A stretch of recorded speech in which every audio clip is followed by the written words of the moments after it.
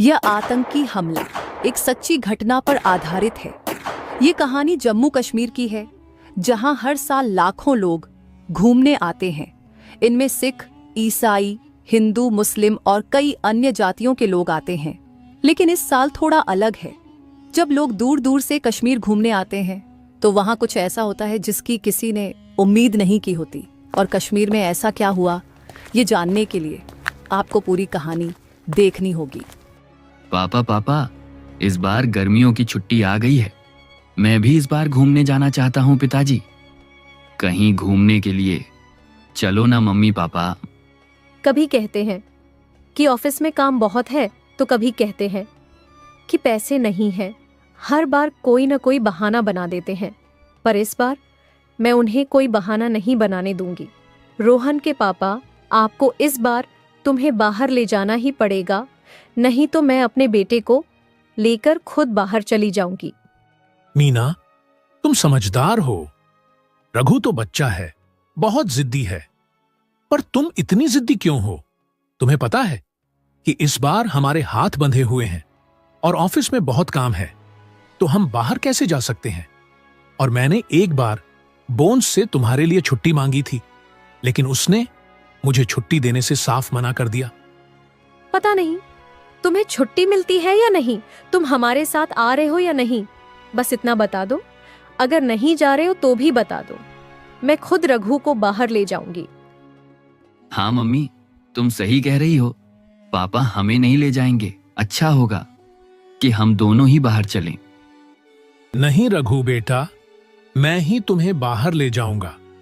और साहब छुट्टी दे या ना दे, सबसे पहले मेरा परिवार है, उसके बाद मेरा ऑफिस या मेरा दूसरा काम। चलो मीना, जल्दी से अपना सामान पैक करो, समय बर्बाद मत करो। पापा पहले बताओ, हम कहाँ घूमने जा रहे हैं? रघु बेटा, हम ऐसी जगह जा रहे हैं जहां गर्मी का नामो निशान नहीं है। चलो तुम ही बताओ, हम कहां जाएंगे? पापा, क्या हम घूमने हिमाचल या मनाली जाएंगे? नहीं बेटा, तुम्हारे पापा कश्मीर जाने की बात कर रहे हैं।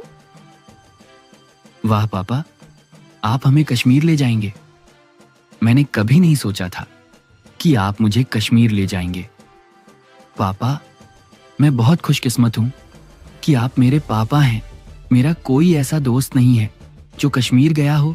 मैं पहला व्यक्ति हूं जो कश्मीर जा रहा हूं। मुझे कश्मीर ले जाने के लिए धन्यवाद पापा। चलो बातें मत करो, अब जल्दी से अपना सामान पैक करो, नहीं तो ट्रेन छूट जाएगी।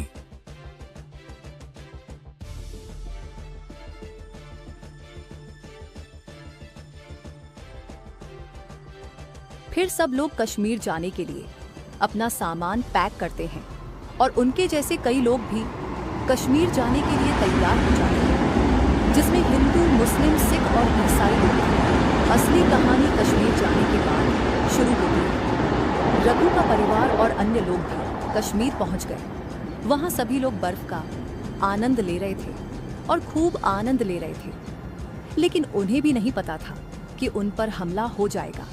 तभी रघु अपने पापा से कहता है, पापा मुझे बहुत ठंड लग रही है, पर मुझे भी बहुत मजा आ रहा है। अब तो चाय पीने का मन भी हो रहा है और भूख भी लग रही है। नहीं रघु, तुम्हें कुछ नहीं मिलेगा। तुमने सिर्फ खाना खाया और चाय पी। नहीं मम्मी, मुझे चाय पीनी है और मुझे रोटी भी खानी है। तुम कहीं से ले आओ। ठीक है बेटा, तुम रोना बंद करो और मैं घूम घूम कर कोई ढाबा ढूंढ लूंगा। फिर सोहन एक ढाबा देखने जाता है और वहां लोगों से पूछता है कि क्या आसपास कोई ढाबा है। लेकिन काफी देर तक खोजने और पूछने के बाद भी उसे कोई ढाबा नहीं मिलता। लेकिन एक व्यक्ति उसे बताता है कि आगे पहलगाम नाम का एक गांव है, वहां तुम्हें एक ढाबा मिल जाएगा। आप वहां जाकर खाना खा सकते हैं और घूम भी सकते हैं।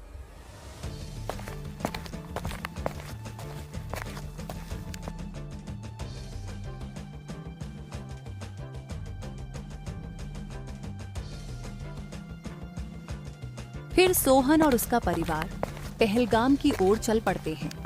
कुछ देर बाद वे पहलगाम पहुंच जाते हैं। पहलगाम पहुंचकर सबसे पहले ढाबे पर चाय नाश्ता किया। वाह पापा, यहाँ तो चाय नाश्ता बहुत बढ़िया मिलता है। इसे पीकर और खाकर पेट भर गया। अभी तो मुझे घूमना है और तुम दोनों के साथ खूब खेलना भी है। नहीं बेटा, रात हो जाएगी। हम अपने होटल में चले जाएंगे। कल सुबह आकर फिर घूमेंगे। वैसे भी हम 4-5 दिन के लिए यहाँ हैं। हम आराम से पूरी जगह घूम लेंगे। नहीं पापा, मुझे आज ही घूमना है और मैं घूमे बिना नहीं मानूंगा। नहीं बेटा, इतनी जिद मत करो। जब पापा ने कहा है कि हम कल घूमेंगे और वैसे भी रात होने वाली है। वह इतना मीना बोल पाती है, तभी चिल्लाने की आवाज आती है और पता चलता है कि आतंकवादियों ने हमला कर दिया है। तभी सभी लोग भागने लगते हैं, लेकिन एक आतंकवादी सोहन को पकड़ लेता है और उससे कहता है, अपना नाम और धर्म बताओ कि तुम हिंदू हो या मुसलमान। सोहन उस समय बहुत डर जाता है। उसके मुंह से कुछ नहीं निकलता। तुम कह रहे हो कि मैं तुम्हें अभी गोली मार दूं? नहीं नहीं, मुझे गोली मत मारो। मैं तुम्हें बता रहा हूं। जल्दी से बताओ, तुम्हारा धर्म क्या है? भाई, मैं हिंदू हूं। हिंदू नाम सुनते ही आतंकियों ने सोहन को एक बार गोली मार दी, फिर दूसरी गोली मार दी और फिर सोहन की पत्नी भी आतंकवादियों से बोलती है, मुझे भी मार दो। अब मैं क्या करूंगी जब मेरा पति ही नहीं रहा। लेकिन आतंकवादियों ने उसे नहीं मारा। लेकिन आतंकवादी उसे मारे बिना ही वहां से चला जाता है। सुनो, तुम अपना नाम और अपना धर्म बताओ। मेरा नाम मुशीम है और मैं मुसलमान हूं। मुझे मत मारो, मैंने कुछ नहीं किया है। मैं आपसे विनती करता हूं, मेरे छोटे छोटे बच्चे हैं, उनका ख्याल कौन रखेगा? कृपया मुझे मत मारो। अरे मुशीम, तुम हमारे धर्म के हो, तुम्हें कोई कुछ नहीं कहेगा। यह मेरी जिम्मेदारी है।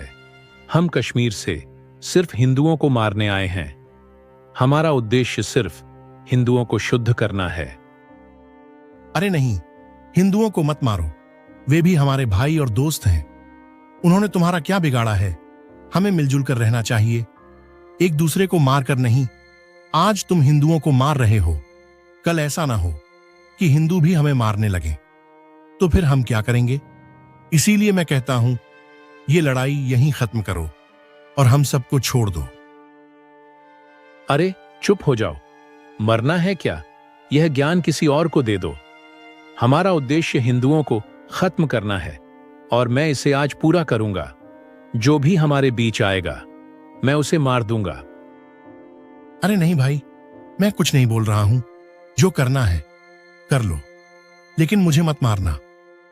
फिर आतंकवादी मुशीम को छोड़ देता है और दूसरे व्यक्ति से कहता है, तुम अपना नाम बताओ। तुम्हारा नाम क्या है?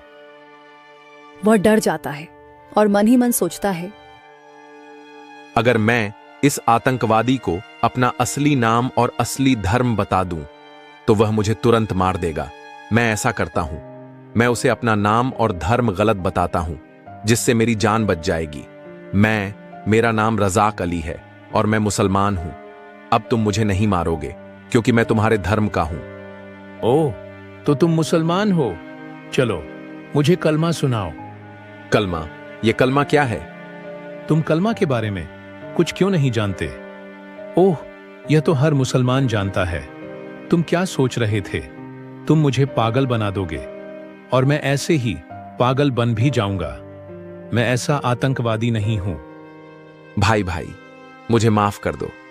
मुझसे बहुत बड़ी गलती हो गई। मुझे मत मारना। मेरे छोटे छोटे बच्चे हैं। अगर मैं मर गया तो उनकी देखभाल कौन करेगा? कृपया मुझे मत मारो, मैं आपसे विनती करता हूं।